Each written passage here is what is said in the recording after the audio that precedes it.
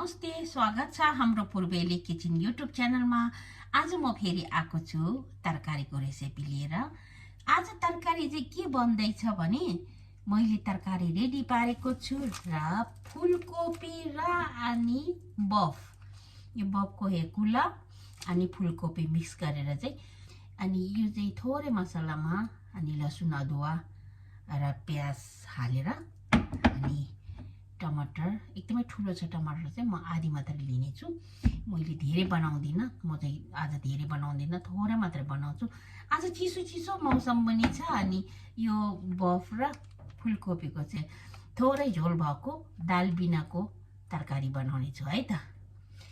दाल नचाहिने गरेर चाहिँ अनि तरकारी बनाउने छु। अब सुरु गरौँ। फर्स्टमा त हाम्रो फुलकोपीलाई काटौँ है त। अब सुरु गरौँ हामी फर्स्टमा फुलकोपी काट्नलाई।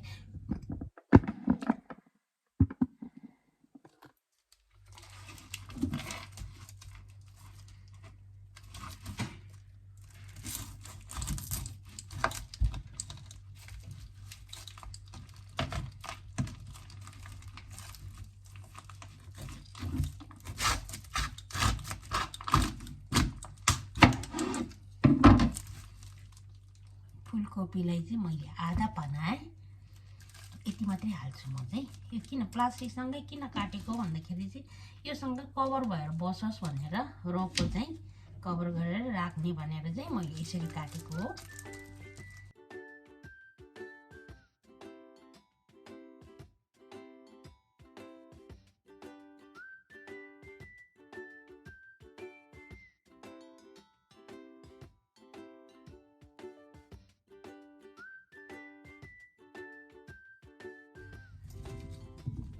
यति।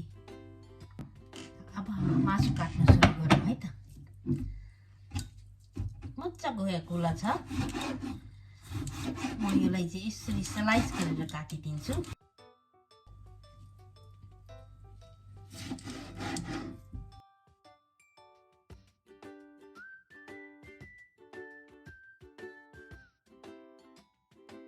ल मैले मासु काटिसकेको छु र यो मासुलाई फेरि यही प्लेटमा चाहिँ राखिदिन्छु।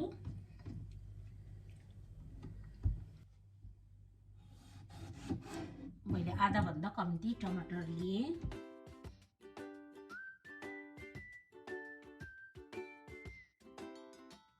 मैले प्याज र टमाटर मासु सबै काटिसकेको छु। ल मैले प्याज टमाटर सबै काटिसकेको छु, मासु पनि काटिसकेको छु, कोपी पनि काटिसकेको छु, सबै रेडी भयो। अब अदुवा लसुनलाई किचाइदिने। मलाई चाहिँ अदुवा लसुन चाहिँ किचाएको नै राम्रो लाग्छ। अब चाहिँ हामी तरकारी बनाउन सुरु गरौँ है त।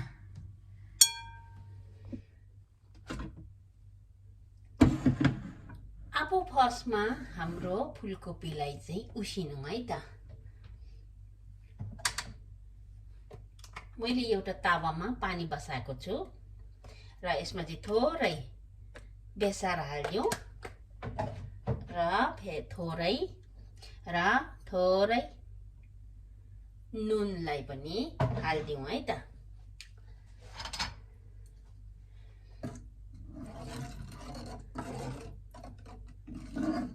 यो पानी बङ बङ उम्लिँदाखेरि चाहिँ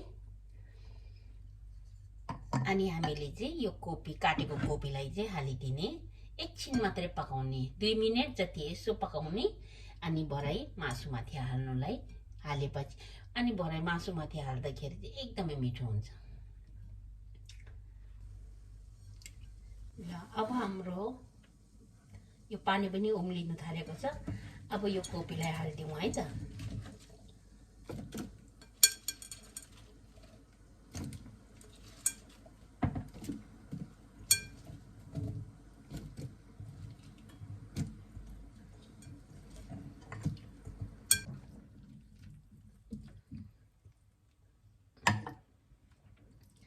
कोपी यसरी उमाल्नुको कारण चाहिँ किनभने फेरि किन लन्ठा गर्दैछ भनेर सोच्नु होला, होइन। यो चाहिँ मासु चाहिँ सँग कोपी फ्राई गर्यो भने चाहिँ कोपी चाहिँ लतक्कै हुन्छ, त्यही कारण चाहिँ कोपीलाई थोरै हाफ बोइल गरेपछि चाहिँ अनि मासुमाथि हालेर सट्ट फ्राई गरेर अनि आफूलाई चाहिने जति झोल हाल्यो भने एकदमै मिठो हुन्छ। त्यही कारण चाहिँ मैले यो गरेको हो। यस्तो गरेर खाँदाखेरि चाहिँ एकदमै मिठो पनि हुन्छ।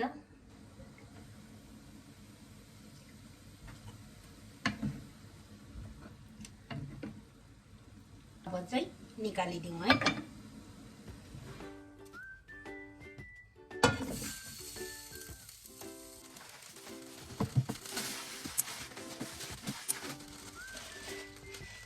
अब म चाहिँ यही तावामा चाहिँ बनाउन थाल्छु। तोरीको तेल म चाहिँ तोरीको तेल युज गर्छु।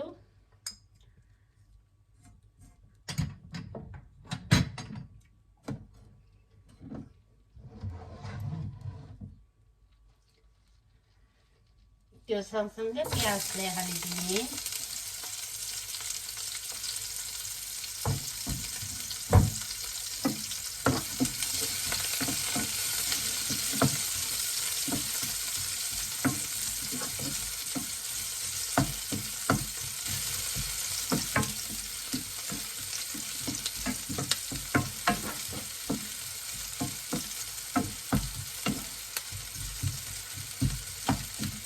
अब हाम्रो प्याज खैरो खैरो हुनु थालेको छ, बास्ना पनि आइसकेको छ। धेरै खैरो नबनाउने।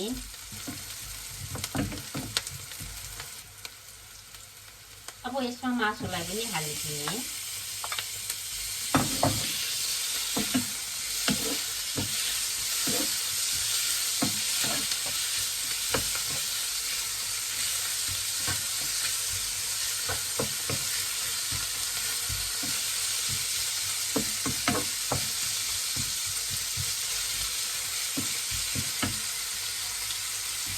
माथिबाट थोरै नुन छर्किदिने।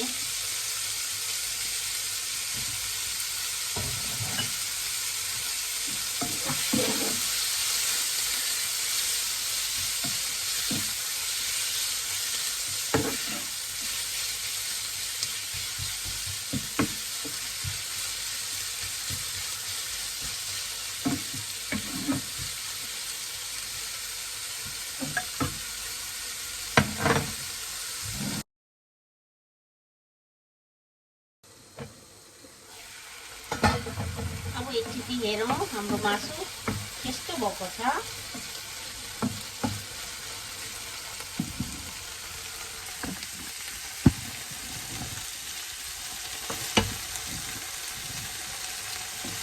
अब हाम्रो मासुले चाहिँ तेल छोडिसकेको छ। अब चाहिँ चाहिने जति हामीलाई चाहिने जति मसला हालिदिने। थोरै जिरा धनियाँको धुलोलाई हालिदिन्छु।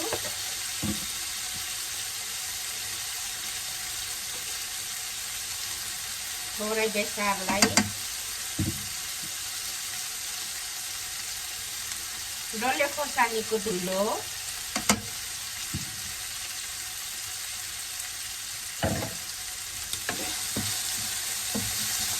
अब यसलाई मजाले भुट्ने।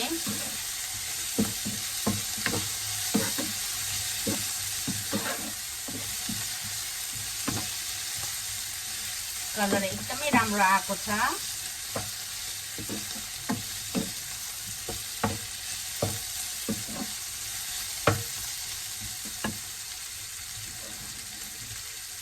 अब हालिदिउँ हाम्रो टमाटरलाई पनि।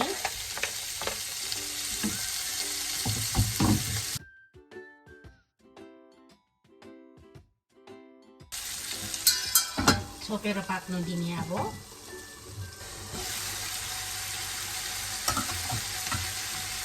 हाम्रो टमाटर पनि लगभग पाकिसकेको छ। हेर्नुहोस् न, मजाको कलर, एकदमै खल्खो लाग्दो कलर भएको छ। अब चाहिँ हामी अदुवा लसुन पिसेकोलाई हालिदिने है।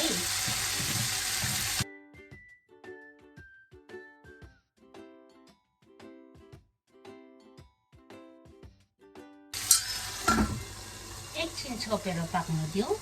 एकदमै हर्र बास्ना आइरहेछ, खङखङ लाग्दो बास्ना आइरहेछ। तपाईहरुले पनि टेस्ट गर्नु नपाए तापनि हेर्दाखेरि नै खाउँ लाग्दो देखिरहनु भएको छ।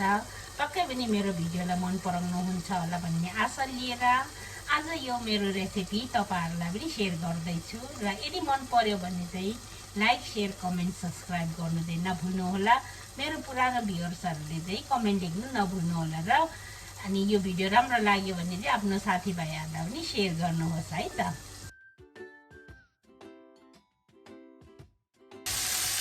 अब हामी यो पाक्नुको लागि चाहिँ पानी हालिदिउँ है त। बब पाक्नुलाई अलिकति गाह्रो हुन्छ, त्यही कारण मैले चाहिँ डुब्ने गरेर पानी हालेर चाहिँ छोपेर पकाउँछु। अब यो पानी नसुकेसम्म पाक्नु दिने।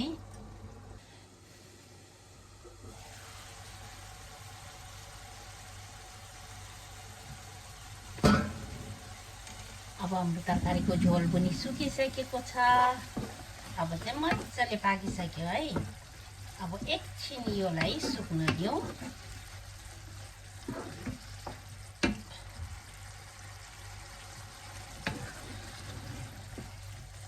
अब हाई हिटमा मजाले सुक्न दिउँ है त योलाई।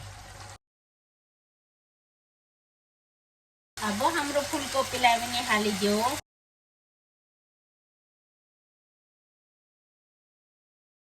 अब चाहिँ जति सक्दो योलाई हाई हिटमा पकाउने। मजाले मासुको टेस्ट मसलाको टेस्ट यो फुलकोपीमा लाग्नु पनि।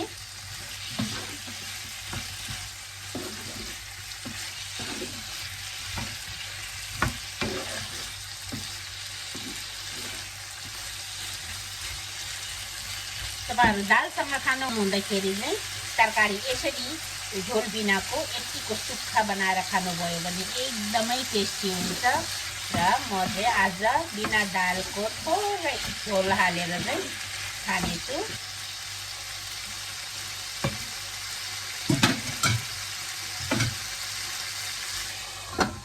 एक मिनेट छोपेर पकाइदिने।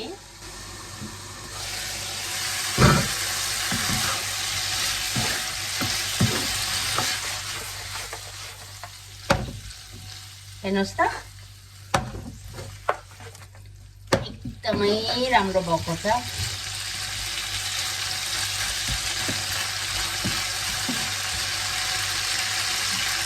अब चाहिँ आफूलाई चाहिने जति झोल हाल्ने। झोल भएको खाने हो भने चाहिँ चाहिने जति झोल हाल्ने।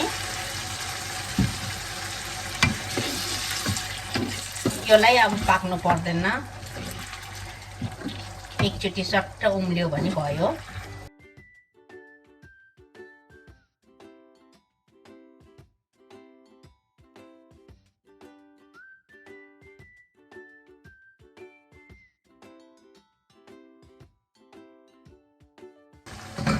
अब हाम्रो तरकारी पनि रेडी भयो। अब म थोरै माथिबाट लसुनको पत्ता काटेकोलाई छर्किदिन्छु।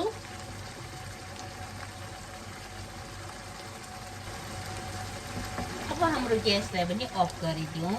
पाकिसकेको छ। मजाको झोल पनि ठिक्कको मलाई चाहिने जति झोल।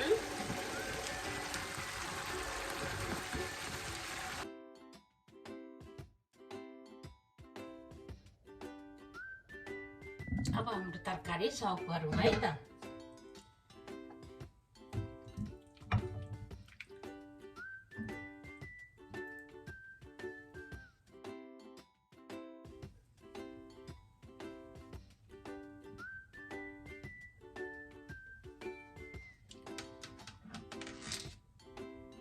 लु हेर्नुहोस् त, काउली एउटै फुटेको छैन, मजाको सक्लो बसिरहेछ।